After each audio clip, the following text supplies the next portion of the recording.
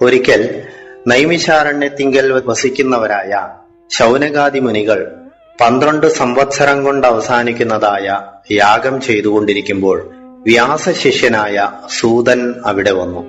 ശ്രുതിസ്മൃതി പുരാണജ്ഞനായ സൂതനെ കണ്ട് ഋഷികൾ സന്തോഷത്തോടെ സൂതനെ ഇരുത്തി ചോദിച്ചു, ഹേ സൂത, ഞങ്ങൾക്ക് വലുതായ ഒരു സംശയമുണ്ട്.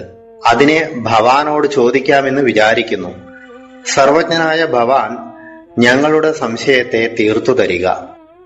ചതുർവേദങ്ങളുടെയും ശൈവാഗമങ്ങളുടെയും മന്ത്രങ്ങളുടെയും വൈദിക താന്ത്രികങ്ങളായ കർമ്മങ്ങളുടെയും വേദപ്രതിപാദകങ്ങളായ വാക്യങ്ങളുടെയും വേദങ്ങളിൽ പ്രധാനങ്ങളായ മഹാവാക്യങ്ങളുടെയും പര്യവസാനം ഏതൊരു വസ്തുവിലാകുന്നു?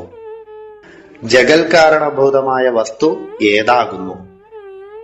വേദാന്ത ശാസ്ത്രത്തെ നല്ലവണ്ണം വിചാരിച്ച് അതിന്റെ അർത്ഥത്തെ യഥാർത്ഥമായി മനനം ചെയ്തിട്ടും കർമ്മബന്ധജന്യമായ ജനന മരണരൂപമായ സംസാരം വിടാത്തതെന്തുകൊണ്ടാണ്? ആ കർമ്മബന്ധം ഏതിനാൽ നശിക്കും? ഇതെല്ലാമാണ് ഞങ്ങളുടെ സംശയങ്ങൾ. ഇതിനെല്ലാം സമാധാനം വിസ്താരമായി പറഞ്ഞു സംശയ നിവൃത്തി ചെയ്യുക. ഇങ്ങനെ ശൗനികാദികളുടെ ചോദ്യത്തെ കേട്ടു മഹാഭാഗനായ സൂതൻ ഗുരുമൂർത്തിയായ ശിവനെയും വിഘ്നേശ്വരനെയും ഭാരതീദേവിയെയും സമ്പ്രദായ പ്രവൃത്തന്മാരെയും ഭക്തിയോടുകൂടി നമസ്കരിച്ച് ഇങ്ങനെ പറയുവാൻ തുടങ്ങി. സൂതൻ പറഞ്ഞു, ഹേ മുനിശ്രേഷ്ഠന്മാരെ, നിങ്ങളുടെ ചോദ്യം വളരെ വിശേഷമായിരിക്കുന്നു. എന്നാൽ ഇതിന്റെ ഉത്തരം ഞാൻ ഗുരുമുഖത്ത് നിന്നു ശ്രവിച്ചതുപോലെയും എന്റെ ബുദ്ധിക്കനുസരിച്ചും പറയാം. വേദാഗമങ്ങളിലാവട്ടെ പുരാണ ഇതിഹാസങ്ങളിലാവട്ടെ സകല മന്ത്രങ്ങളിലാവട്ടെ ഏകസ്വരൂപനായ മഹാദേവൻ തന്നെ പ്രതിപാദിക്കപ്പെട്ടിരിക്കുന്നു. അതെങ്ങനെയെന്നാൽ ഏകരൂപമായ ജലം നാനാവിധങ്ങളായ ജലാശയങ്ങളിൽ വികാരഭേദത്താൽ വ്യാപിച്ചിരിക്കുന്നത് പോലെയാകുന്നു.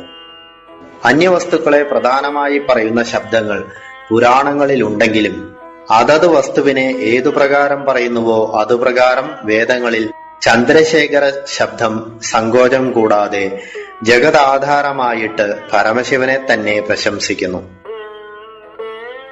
വേദങ്ങളുടെ ആദികളിൽ ഉദാത്താദി സ്വരങ്ങളെന്നു പറയുന്നതായും ഉപനിഷത്തുക്കളിൽ പ്രതിപാദ്യമായും പ്രകൃതിയിങ്കൽ ലീനനായും ഇരിക്കുന്ന പുരുഷനേക്കാൾ പരമശിവൻ ഉത്കൃഷ്ടനാണ്. ബ്രഹ്മപുത്രന്മാരായ സനകാദി മുനീന്ദ്രന്മാർ ആ മഹാദേവങ്കൽ നിന്ന് ജ്ഞാനത്തെ ലഭിച്ചതിനാൽ തന്നെയാണ് സകല സംശയ വിമുക്തന്മാരായിരിക്കുന്നത്. ജഗത്ത് നിത്യമോ അനിത്യമോ, ജീവൻ ശിവങ്കൽ നിന്ന് ഭിന്നനോ അഭിന്നനോ, ജ്ഞാനം കൊണ്ട് മുക്തി ലഭിക്കുമോ ഇല്ലയോ, ആത്മാവ് ദേഹമോ പരമോ എന്നിങ്ങനെ മതഭേദങ്ങളാൽ ഉണ്ടാകുന്ന സംശയങ്ങൾ ജ്ഞാനദാതാവായ ഗുരു ശിവനാണെന്നുള്ള ബുദ്ധി വരുമ്പോൾ മാത്രമേ നശിക്കുന്നുള്ളൂ. അതുമാത്രമല്ല, ശിവനേക്കാൾ ഗുരു ശ്ലാഘ്യനാണെന്നാണ് വേദാന്ത സിദ്ധാന്തം. അത്ര മഹത്വമുള്ള ഗുരുവിനെ കേവല മനുഷ്യനായി വിചാരിക്കുന്നത് തന്നെയാണ് സംസാര പ്രവാഹം എന്ന് പറയുന്നത്. അങ്ങനെയുള്ളവർക്ക് വർണ്ണാശ്രമാദികളിലുള്ള അഹംഭാവവും അനിത്യവസ്തുക്കളിലുള്ള നിത്യഭാവനയും മായയാൽ വർദ്ധിക്കുന്നു. അവർക്ക് ആ വിപരീത ഭാവന അനേക വേദാന്ത വാക്യങ്ങളാലും നശിക്കുന്നില്ല. ആ വിപരീത ഭാവനയുടെ നിവൃത്തിക്കായി കൊണ്ടു തന്നെയാണ് ബ്രഹ്മവാദികളായ ജനങ്ങൾ ഇപ്പോഴും യത്നിക്കുന്നത്. എന്നാൽ തന്നിവൃത്തിക്കായി അവിവേകികൾ പല പല കാരണങ്ങളെയും പറയുന്നുണ്ട്. ചിലർ മോക്ഷസാധനം കർമ്മമാണെന്ന് പറയുന്നു,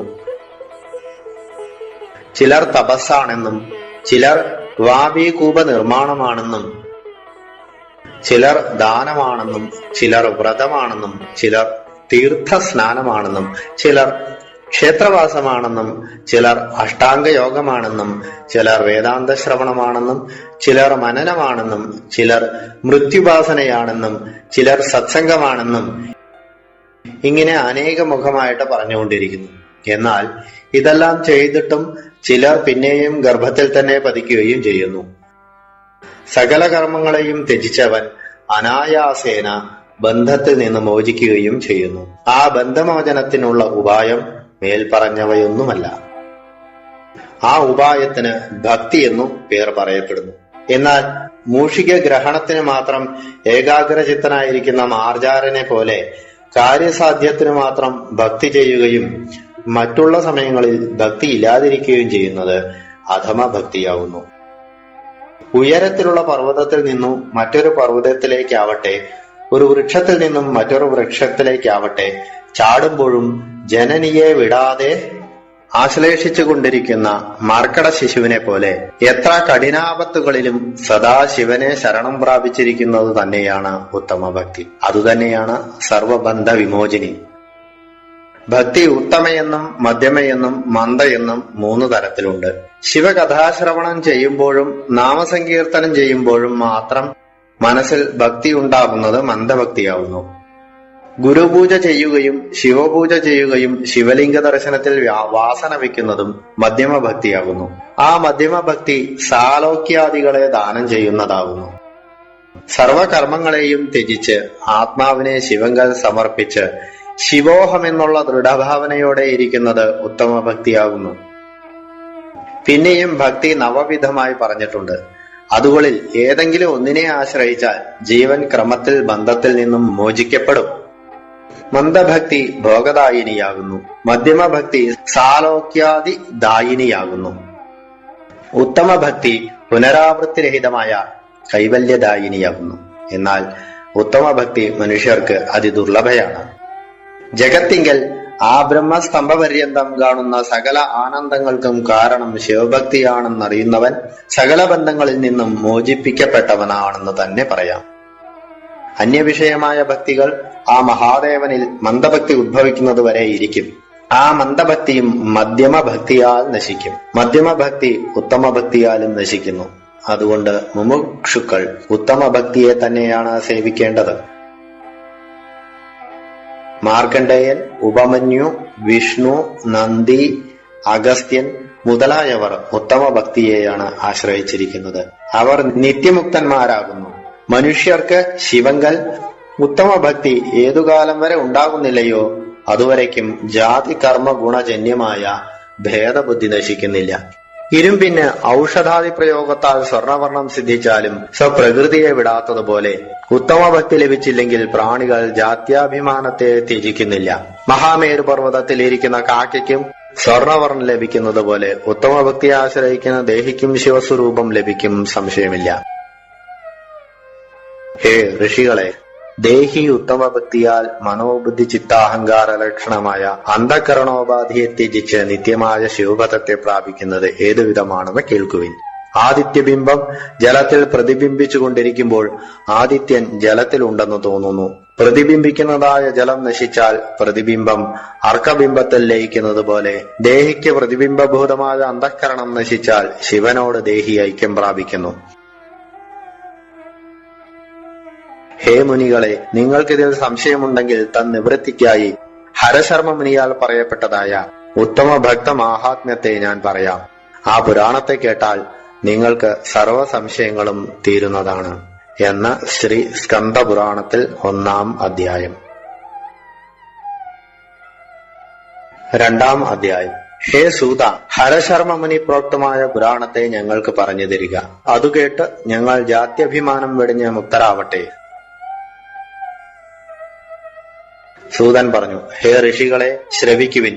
കലിയുഗത്തിൽ വേദങ്ങളെല്ലാം ലോപിക്കുകയാലും ശൈവ പാഞ്ചരാത്രാദികൾ മറഞ്ഞുപോകയാലും യോഗശാസ്ത്രങ്ങൾ ദൂരത്തിൽ പോയി ഒളിക്കുകയാലും ഗുരുശിഷ്യക്രമം നശിക്കുകയാലും ജനങ്ങൾക്ക് സദ്ഗതി മാർഗമില്ലെന്ന് കണ്ട് സർവഭൂത ദയാലുവായ ഹരശർമ്മമുനി വ്യാസപ്രസാദത്താൽ ഈ പുരാണത്തെ നിർമ്മിച്ചു. ഇതിനെ സേവിക്കുന്നവർക്ക് ശിവങ്കൽ ഉത്തമ ഭക്തി ലഭിക്കും. ആ ഭക്തി കൊണ്ടു സംസാരത്തെ കടന്ന പുനരാവൃത്തിരഹിതമായ പദത്തെ പ്രാപിക്കുകയും ചെയ്യും. എന്നാൽ ശിവൻ തന്നെ അവിദ്യയിൽ പ്രതിബിംബിച്ച് ആ പ്രതിബിംബത്തെ ജീവനാക്കി ചെയ്ത ജാത്യാഭിമാനങ്ങളിൽ പ്രവർത്തിപ്പിക്കുന്നു. ഉത്തമ ഭക്തി കൊണ്ട് അതിങ്കൽ നിന്ന് നിവർത്തിപ്പിക്കുകയും ചെയ്യുന്നു. ഭക്തി കൊണ്ട് ശിവനെ പ്രാപിച്ചവരായ ഭക്തോത്തമന്മാരുടെ ചരിത്രങ്ങളെ ഞാൻ നിങ്ങളോട് പറയാം. ദക്ഷിണദിക്കിൽ ക്ഷീരസാഗരത്തിന് കൗസ്തുഭമണി എന്ന പോലെ രമ്യമായി പയസ്വിനി നദിയുടെ തീരത്തിൽ സ്വർഗലോകത്തിന്റെ പ്രതിബിംബം എന്ന പോലെ കാഞ്ചി എന്ന് പ്രസിദ്ധമായ ഒരു നഗരിയുണ്ട്. അത് ശിവന്റെ പ്രേമഭാജനമാണ്. ബ്രഹ്മാവ്, വിഷ്ണു, മുനീന്ദ്രന്മാർ ഇവർക്കെല്ലാം തപസിദ്ധിയെ കൊടുക്കുന്നതുമാണ്. അവിടെയാണ് ജഗന്മാതാവായ പരാശക്തി കാമാക്ഷി എന്ന നാമത്തോടുകൂടി പരാകാശ ഗുഹയെ ആശ്രയിച്ചുകൊണ്ട് ശോഭിക്കുന്നത്. അവിടെ തന്നെയാണ് സദാശിവൻ വൃക്ഷമൂലത്തിലിരുന്ന് ഏകാഗ്ര രൂപമായി തപസ് ചെയ്യുന്നത്. സിദ്ധിപ്രദമായ ആ ദിവ്യക്ഷേത്രത്തിൽ ഋഷീശ്വരന്മാർ ഭക്തിയോടുകൂടി കാമാക്ഷിനാഥനെ സേവിക്കുന്നു. ഒരിക്കൽ മലയാചലവാസിയായ അഗസ്ത്യ മുനീന്ദ്രൻ കാമാക്ഷിനാഥ ദർശനത്തിനായി ആ ക്ഷേത്രത്തിൽ വന്നു. അപ്പോൾ അവിടെയിരിക്കുന്ന ഋഷീശ്വരന്മാരെല്ലാവരും കൂടി അഗസ്ത്യനെ പൂജിച്ചിരുത്തി നമസ്കരിച്ച് വിനയത്തോടെ ചോദിച്ചു. മുനികൾ: ഹേ കുംഭസംഭവ, ഭഗവാൻ സർവജ്ഞനും കരുണാനിധിയുമാണല്ലോ. ഞങ്ങൾ ഒന്ന് ചോദിക്കുന്നു, അതിന് സമാധാനം പറഞ്ഞു തരിക. ഞങ്ങൾ വളരെ കാലം തപസ് ചെയ്തു, വളരെ യാഗങ്ങളും ചെയ്തു, ശിവപൂജയും ചെയ്യുന്നു. എന്നാലും ഞങ്ങൾക്ക് മനഃശുദ്ധി വരുന്നില്ല. ഞങ്ങളുടെ മനസ്സുകൾ വിഷയങ്ങളിലുള്ള ആശകളാകുന്ന ചെടികളാൽ നഷ്ടവിവേകമായിട്ട് ചഞ്ചലങ്ങളായി തന്നെ ഇരിക്കുന്നു. ഇങ്ങനെ ഇരുന്നാൽ ഞങ്ങൾക്ക് എങ്ങനെ മുക്തി ലഭിക്കും? ഇങ്ങനെ ഋഷീശ്വരന്മാരുടെ ചോദ്യം കേട്ട അഗസ്ത്യൻ കാമാക്ഷിനാഥനായ മഹേശ്വരനെ സ്മരിച്ചുകൊണ്ട് പറഞ്ഞു. അഗസ്ത്യൻ: ഹേ മുനികളെ, സർവാന്തര്യാമയായ മഹേശ്വരങ്കിലുള്ള ഉത്തമഭക്തി കൊണ്ടല്ലാതെ മറ്റൊന്നുകൊണ്ടും കൽപ്പകോടികളാലും മനുഷ്യർക്ക് മുക്തി ലഭിക്കുകയില്ല. തോൽ കൊണ്ട് ആകാശത്തെ മൂടുവാൻ ശ്രമിച്ചാൽ ഏതുവിധം സാധിക്കുകയില്ലയോ, അതുപോലെ അന്യദൈവങ്ങളെ എത്ര തന്നെ ഭജിച്ചാലും ശിവഭക്തി കൊണ്ടല്ലാതെ സംസാരരൂപമായ ദുഃഖത്തിന് നാശം സംഭവിക്കുന്നതല്ല. എന്നാൽ സർവവിഷയങ്ങളെയും ത്യജിച്ച് ശിവകൈങ്കര്യ രൂപമാകുന്ന ഭക്തിയാകുന്ന ഉത്തമ ഭക്തി, അത് മനുഷ്യന്റെ അവസാനത്തെ ജന്മത്തിൽ മാത്രമേ ലഭിക്കുകയുള്ളൂ. ആ ഭക്തിമാഹാത്മ്യത്തെ സർവജ്ഞനായ സ്കന്ദമൂർത്തിയാൽ പറയപ്പെട്ടിട്ടുണ്ട്. അതിനെ ഞാൻ നിങ്ങളോട് പറയാം. ഇതിന്റെ ശ്രവണമാത്രത്താൽ സർവബന്ധമോചനം ഭവിക്കും. പണ്ടൊരിക്കൽ മഹാദേവൻ കൈലാസ ശിഖരത്തിൽ ദേവിയോടുകൂടി വസിക്കുമ്പോൾ ദേവിയുടെ വിനോദത്തിനായി ചതുരംഗം വെച്ചുകൊണ്ടിരുന്നു. അപ്പോൾ ദേവി ലീലയാൽ മഹാദേവനെ ജയിച്ചു. ജഗത്തെല്ലാം ആ ദേവിയുടെ അധീനമാണല്ലോ. ദേവി: ഹേ ദേവ, ഭവാൻ തോറ്റുപോയി. ഇനി എന്തിനാണ് കളിക്കുന്നത്? ദേവൻ: ഞാൻ തോറ്റിട്ടില്ല. ഇങ്ങനെ രണ്ടാളും തമ്മിൽ പറഞ്ഞു കലഹിച്ചു. അപ്പോൾ മഹേശ്വരൻ ചിരിച്ചുകൊണ്ട് പറഞ്ഞു: ഹേ ദേവി, നീ മായയല്ലേ. പ്രകൃതിവശന്മാരായ ജനങ്ങളെ നീ ജയിക്കും. എന്നെ ജയിക്കുവാൻ ഒരിക്കലും നിന്നാൽ സാധ്യമല്ല. ഞാൻ മായയെ വശീകരിച്ചവനാണ്, സത്യസ്വരൂപനാണ്, നിർമ്മലനുമാണ്. ഇല്ലാത്തതായ മായ ഉള്ളതായ സ്വരൂപത്തെ ബാധിക്കുകയില്ല. ദേവി: ഭവാൻ നിർമ്മലനാവട്ടെ മലിനനാവട്ടെ, ആ കഥ അവിടെ ഇരിക്കട്ടെ. അത് ആകാശം പോലെയുള്ള പ്രസിദ്ധിയല്ലേ. ഭവാൻ സത്യസ്വരൂപനാണെങ്കിലും യഥാർത്ഥത്തിൽ പരാജിതനായിട്ടു ഞാൻ തോറ്റില്ലെന്ന് പറയുന്ന വാക്ക് സത്യമല്ല, മിഥ്യ തന്നെ. മിഥ്യയെ മിഥ്യയ്ക്ക് ബാധിക്കാമെന്നു തോന്നുന്നു. ഹേ ദേവി, നിന്റെ വ്യവഹാരം യഥാർത്ഥമായി എന്നെ സംബന്ധിക്കുന്നില്ല. മിഥ്യയായ ഈ പ്രപഞ്ചം എന്നാലാണ് സത്യം പോലെ പ്രകാശിക്കുന്നത്. അങ്ങനെയിരിക്കെ ലോകവ്യവഹാരം എന്നെ ബാധിക്കുമോ? ദേവി: ഹേ ദേവ, ഭവാന്റെ പ്രകാശം ലോകവ്യവഹാരം കൊണ്ടുതന്നെയല്ലേ അറിയേണ്ടത്. ആ പ്രകാശവും വിറകിന്റെ സംബന്ധത്താൽ അഗ്നിക്ക് പ്രകാശമുണ്ടാകുന്നത് പോലെ എന്നോട് ചേരുമ്പോൾ തന്നെയല്ലേ ഉണ്ടാവുന്നത്. ദേവൻ: ഹേ ദേവി, ജഗത്തിന് എന്തു പ്രകാശമാണുള്ളത്? അത് ജഡമല്ലേ. ഞാൻ സ്വയം പ്രകാശസ്വരൂപനാണല്ലോ. ആകാശം പോലെ രൂപമില്ലാത്തവനുമാണ്. ഈ കാണുന്ന രൂപം എന്റെ ഇച്ഛാസാധ്യമാണ്. ദേവി: ഹേ മഹേശ്വര, രൂപം ഭവാന് ഇച്ഛാസാധ്യമാണെങ്കിൽ ഇങ്ങനെയൊരു രൂപം ധരിക്കണമെന്നുണ്ടോ? ഈ രൂപം ആശ്ചര്യം തന്നെ. ശിരസിൽ ധരിച്ചിട്ടുള്ളത് മുണ്ടമാലയാണ്. ഭയങ്കരമായ ജടാഭാരത്തിൽ സർപ്പത്തിനെ കൊണ്ട് ചുറ്റിയിരിക്കുന്നു. നെറ്റിത്തടത്തിലുള്ള നേത്രത്തിൽ നിന്ന് എപ്പോഴും അഗ്നി ജ്വലിച്ചുകൊണ്ടിരിക്കുന്നു. കാതിലുള്ള കുണ്ടലങ്ങളോ കുണ്ടലീശ്വരന്മാർ തന്നെ. ഭവാന്റെ ഭോജ്യം ഹാലാഹലമാണ്. ആഭരണം വലുതായ അസ്ഥിമാലയാണ്. ദേഹത്തിൽ ലേപനം ചെയ്യുന്നത് ചിതാഭസ്മമാണ്. കയ്യിൽ ധരിച്ചിട്ടുള്ളത് കപാലമാണ്. ഭവാന് സകല ഭൂഷണങ്ങളും സർപ്പങ്ങൾ തന്നെ. ഉടുത്തത് ഗജചർമ്മമാണ്. ഇങ്ങനെയെല്ലാമുള്ള അലങ്കാരങ്ങളോടുകൂടി വസിക്കുന്നത് ശ്മശാനത്തിലാണ്. വാഹനം വൃദ്ധക്കാളയാണ്. കൂടെയുള്ള പരിജനങ്ങളോ ഭൂതങ്ങൾ തന്നെ. ആരെങ്കിലും ബന്ധുക്കളുണ്ടെങ്കിൽ അവർ ദരിദ്രന്മാരുമാണ്. ആലിന്റെ ചുവട്ടിൽ തപസ് ചെയ്തുകൊണ്ടിരിക്കുകയാണ് പ്രവൃത്തി. ഹേ ദേവ, ഭവാന് ഇങ്ങനെ ഒരു രൂപം കിട്ടിയല്ലോ, വിശേഷം തന്നെ. എന്റെ കടാക്ഷം കൊണ്ട് സൃഷ്ടിച്ചിട്ടുള്ള ജനങ്ങളെ ഭവാൻ ഒന്ന് നോക്കുക.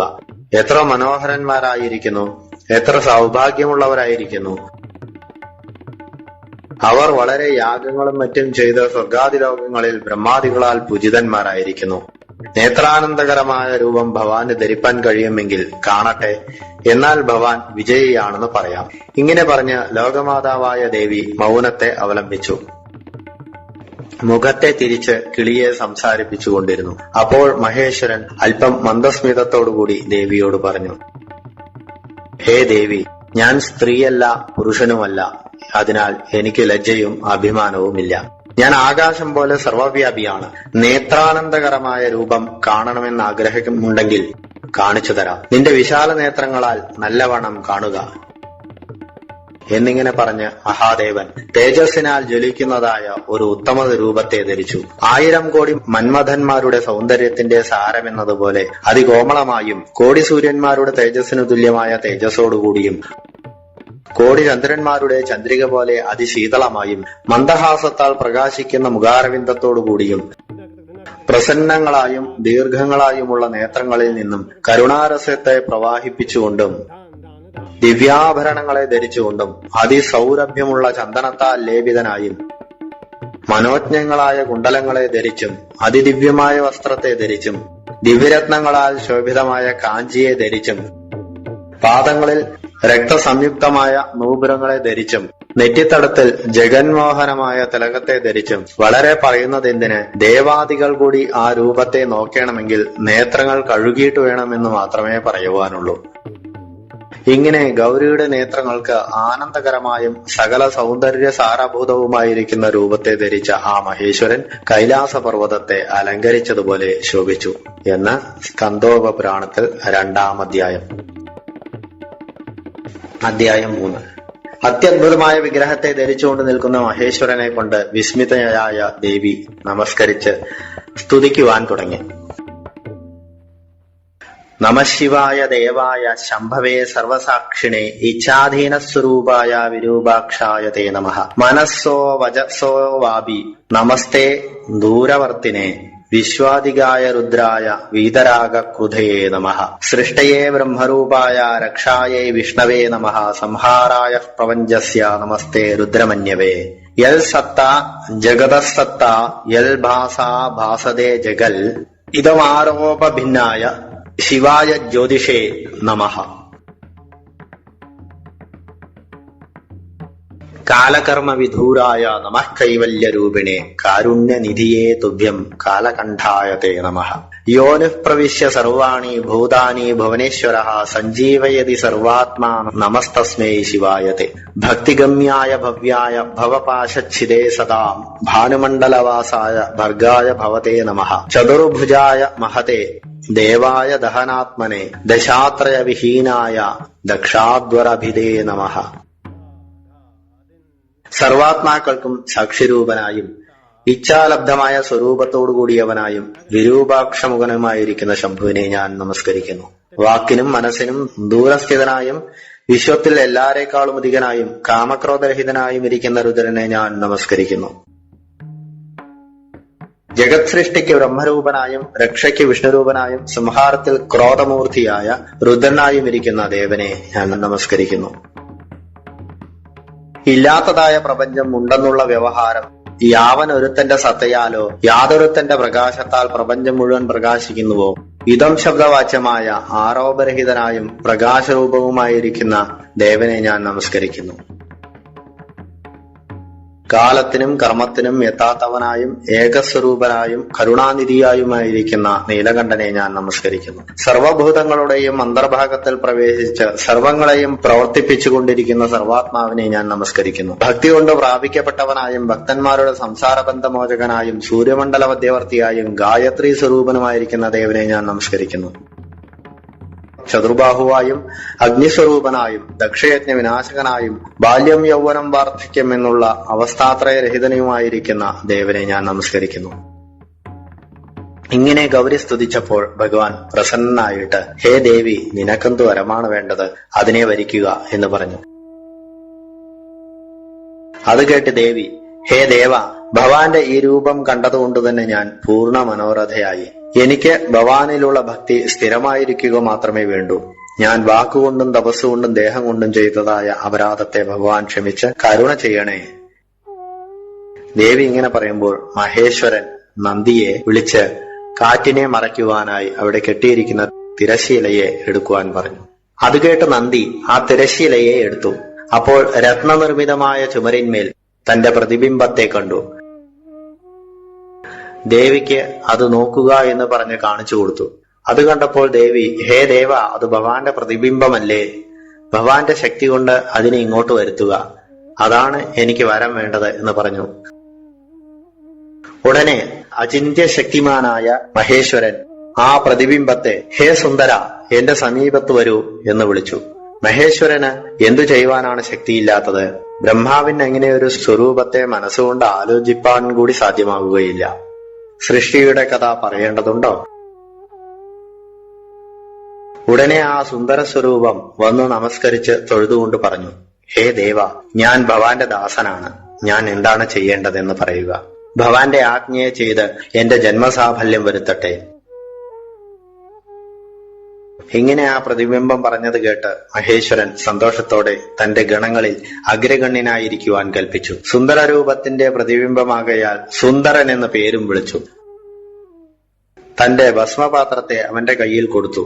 ഇത് സൂക്ഷിച്ച് എനിക്ക് വേണ്ടപ്പോഴെല്ലാം ഭസ്മം തരുന്നതാണ് നിനക്ക് പ്രവൃത്തി എന്ന് പറഞ്ഞു. പിന്നെ ക്രമത്തിൽ സുന്ദരൻ മഹേശ്വരന് അതിപ്രീതിമാനായി ഭവിച്ചു.